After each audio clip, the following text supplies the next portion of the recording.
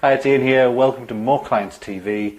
And on today's lead generation Q&A video, we're going to delve into the mysterious world of lumpy mail, one of the most effective and fun forms of marketing. I'll show you what it is and how to use it effectively in your business. So I'll see you after the intro.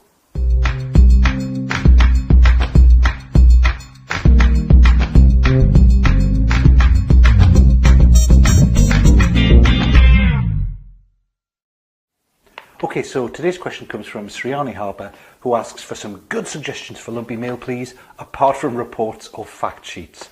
So for those of you who don't know what lumpy mail is, it's an approach to direct mail that was really popularised by John Goldman.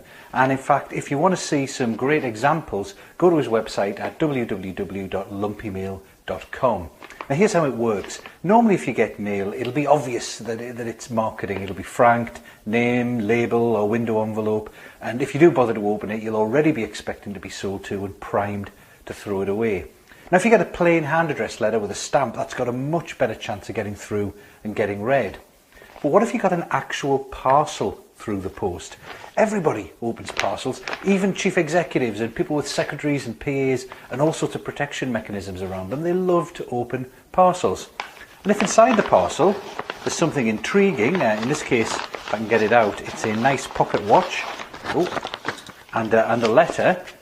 And if the letter is relevant to the lumpy thing that's in there, so it could be a letter about time running out and not being able to find the time, then you kind of smile and read on, you actually pay attention. So while normal direct mail gets a response rate in the kind of 0.5% to 2% range, lumpy mail gets double-digit responses. So how do you make lumpy mail work? Well, first you've got to be very, very focused. Lumpy mail is obviously going to cost you a lot more than a simple letter, usually about 10 times or so when you take into account the price of the item and postage. So use lumpy mail to get through to tricky to reach high value potential clients where you want to make a big impact. So if you're trying to sell £20 worth of products, lumpy mail isn't the way to go. But if you sell high value products and services worth thousands, then it's worth investing the extra to get your message through. So rather than sending letters to 1,000 people, send lumpy mail to 100. It'll have far bigger impact. Now secondly, tie the message into the item. If people can't see the link, then it's going to seem gimmicky. You get really creative with lumpy mail, and that's why it's so much fun, but you need to start with your message and find something that's relevant to it. So if you're a PR expert, for example, you can send people a message in a bottle, and the message inside the message in the bottle can talk about how when you're trying to get your message out to people, it can be really difficult, like dropping a message in a bottle into the ocean. But with your PR services, they can get right through to who they want.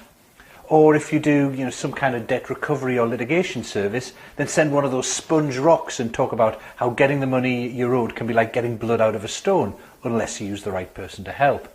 And one famous example is the Bank of Utah, who wanted to get across to small businesses that they'd actually listen and pay attention to them. So what they did was they mailed out an air horn with a note saying the next time your bank manager's ignoring you, play this down the telephone, or alternatively, join a bank that listens to small businesses. Now they got a 35% response rate and about half of those people became customers. So use your creativity. You can always identify a bunch of objects you can link to pretty much any message that you want to get out. You want to talk about improving teamwork, send out a football or a rowing oar and talk about all pulling in the same direction. You work with tech startups and help them to grow their business, send them a cool toy aeroplane and talk about taking off. You help businesses save money, rip a bunch of fake banknotes and put them in a bag and send them and talk about throwing away money, or send them a magnifying glass and talk about sleuthing out the hidden savings in their business. So keep your eyes open for interesting items you can use, or browse the websites of novelty toy suppliers. There are even some dedicated suppliers of lumpy mail items which you can find on Google if you Google lumpy mail.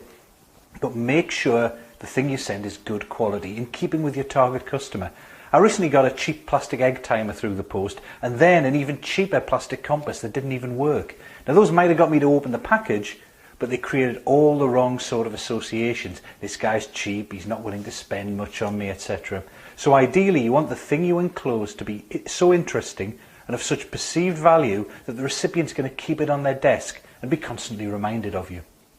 So that's it for lumpy mail. It doesn't feel like marketing at times because it's fun and creative, but it absolutely works. I'll see you tomorrow with another video on lead generation. Cheers.